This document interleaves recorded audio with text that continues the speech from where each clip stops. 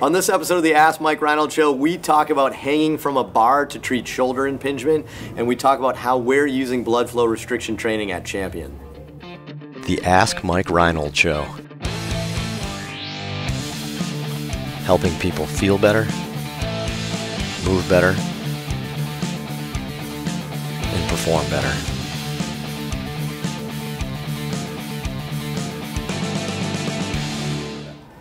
Welcome back, everybody, to the latest episode of the Ask Mike Reinold Show. We are up at Champion PT and Performance up in Boston. I'm here with Dan Pope, FitnessPainFree.com, Dave Tilley, Shift Movement Science, Lenny Macrina, the Director of Physical Therapy and co-owner of Champion PT and Performance. Dropping hammers. Wow. Business card right there. That was pretty cool, right?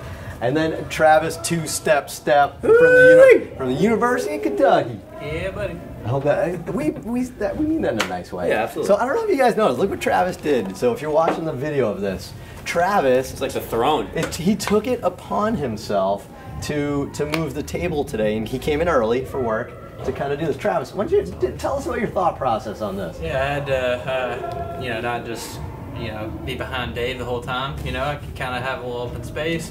I could lower this table a little bit so I could have a good reading height right there. Height? So, Height. I like that. I'm ready to go. Height. I want to chunk something at you. Height. Height. I like that. That's odd. So, hey, A+ for effort on T-Bone right there. I think that's a fantastic job.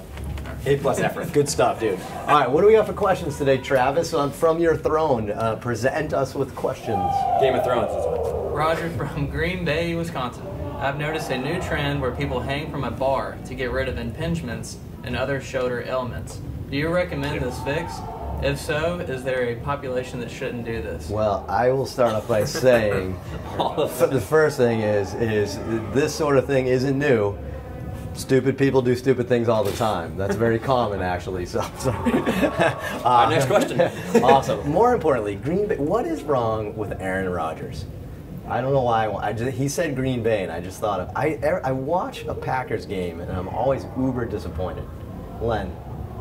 I've had him on my fantasy team, and I'm very rarely disappointed. I know, right. Aaron Rodgers comes through statistically, but I just feel like I don't know. We're getting off topic. There's something wrong with the Packers right now. So, what was the question? Hanging from a bar. Hanging from a bar. Dan, you hang from a bar. Just screaming Dan. Tell us about hanging from a bar. All right, so I know the trend. I've seen people try to do this, and a lot of people have success doing it. I'm not sure exactly why.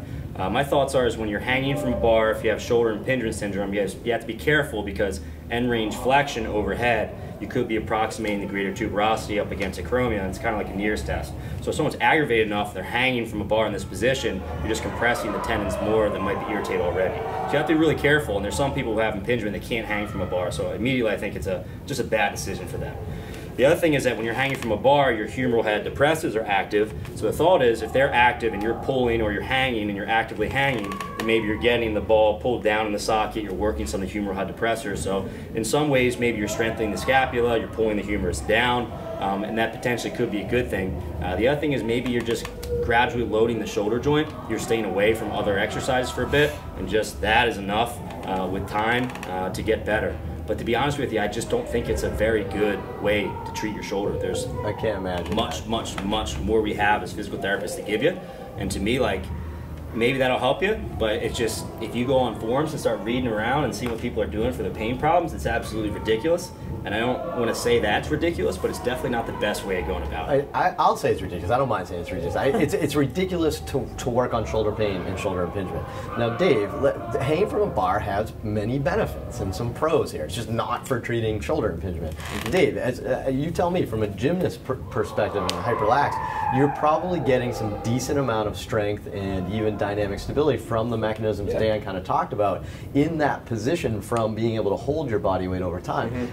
Are there pros to hanging from a bar? There are, for sure. It's one of those things that has to be done in the right progression and dosage, just like anything else, right? That's a skill that many people don't do. So if you just jump to that, right? If I tried to throw a baseball really hard for a day, I would blow my arm up, right?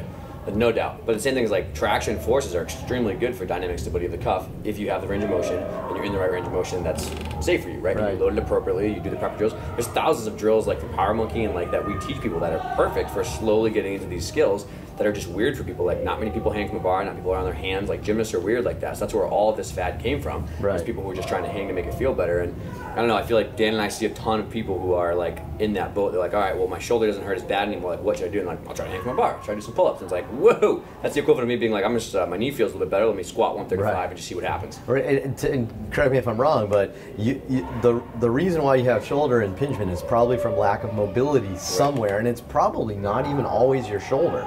So maybe it's T-spine, or maybe it's scap, or maybe it's soft tissue. So hanging from the bar isn't going to fix that. It's going to make it way worse. I think it comes down to your perceived tightness, and that's why you're doing it. And you think you're tight, and it's probably you're not. There's a reason why you feel that, and it's probably a weakness, a volume thing where you need strengthening and maybe some hands-on manual therapy or foam rolling or something like that. And hanging from the bar is actually just probably causing everything to get tighter on you because everything is already tight on you. And we see that a lot with other joints as well, where we think we just need to be aggressively stretching, and it's usually that's not the issue. Not necessarily a bad exercise, a bad drill. There's some pros. Certainly not what you should be doing for. Don't worry though, Dan and I have something coming out soon that'll get you right back to where you need to be. That was not intended. I'm not intentional. That was full fantastic. product coming out right now. We're trying to help people with shoulder problems. So I was gonna say, give us a little tease. So you gotta help people with shoulder problems. Product. People who have an old injury or like gone through late stages and feel very lost on how to get back to their fitness thing. So we're doing like how to get back to pull-ups, dips, bench press, all that stuff. Love it. Yeah, there's so much. If you go, like I said, one of the reasons why we're doing this is you go online forums and just basically take a look and see how people rehab. It's not very good, so we're trying to bridge that gap. Once you've gotten through the basic rehab, how to get back to push jerks, bench press, kipping, muscle ups, all that really high intensity stuff with a step-by-step program to do it. Awesome. T-Bone, what do we got? Eric in St. Louis, with the increasing popularity of blood flow restriction training, what are your thoughts on implementing this technique safely in a clinical setting, especially as it pertains to post-operative patients such as ACL repairs?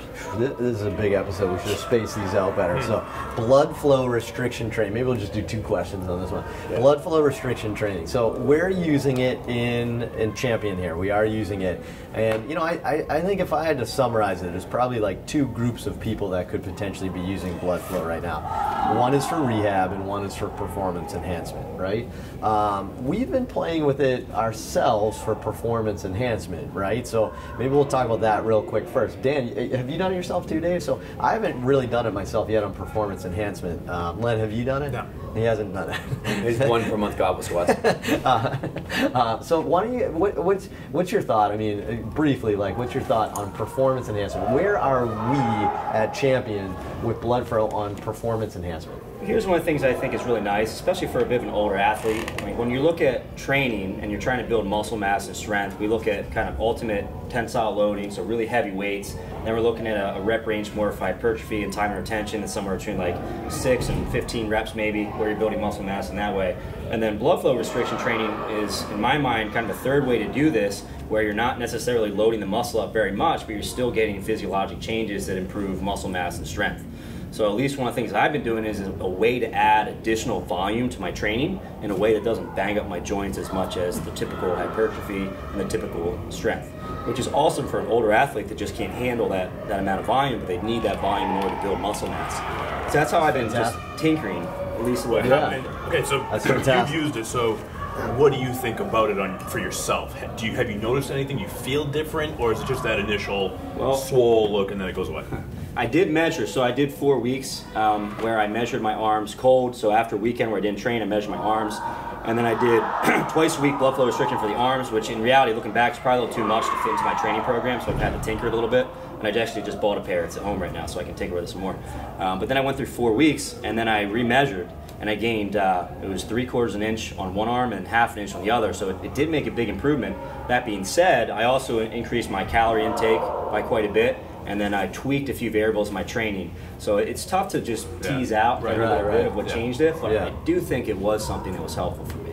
Interesting. Now, so Dan is a very large training age and has done quite a bit of various types of training and various aggressive types of training. So, I mean, I respect his opinion and what he says with that. So, all right, let's shift gears and let's go rehab then. So, rehab, I think the concept, we've been playing with it with our post-op people because it's one of those no-brainers in my mind. Like, why not? So, the proposed benefit of blood flow restriction is that we can get a greater strength response at a lower percentage of your rep max, right? So, normally you have to be, closer to 80% of your rep max to get significant strength hypertrophy gains with training. But with blood flow restriction, what we're saying, and some of the research is showing, you can be as low as 20% of your rep max and still get a similar physiological response. So, growth hormone and stuff like that, that physiological response is what we're looking for. So it's an adjunct, and we're using it as an adjunct to our rehab. I'm not changing anything, I'm just adding the blood flow to my post-op exercises. So we're getting there, and we're still playing with it. We're going to have more information as we learn and we perfect our system of it. We'll share it with you. But right now, that's what we're doing. We've started to use the bands from B Strong. The company's called B Strong, like the letter B, and we've really enjoyed them. They're way better quality and just great bands that have been awesome for us. So we've tried others, and this is what we settled on. So they've offered a coupon code, which is pretty awesome. So if you're interested in getting them, check out their website. It's called gobstrong.com. So like GOB strong.com, and there's a coupon code you can enter Reinold, and I think you get 15% off. I don't know. Dan just bought them. It didn't work. So oh really? Yeah. That's interesting. So just let them know. Somebody else told me the coupon didn't work recently, yeah. and I told them that, and I think it actually did work. Did it work? I should it's call just the company their shopping cart's not the best. Okay. But we'll have to work on that. That, or even Dan put an H in my last name. I put 2 H's. So Reinold. Anyway, so all right, awesome episode. 2 bigger questions, so we'll cut it with 2 today. I think that's awesome. But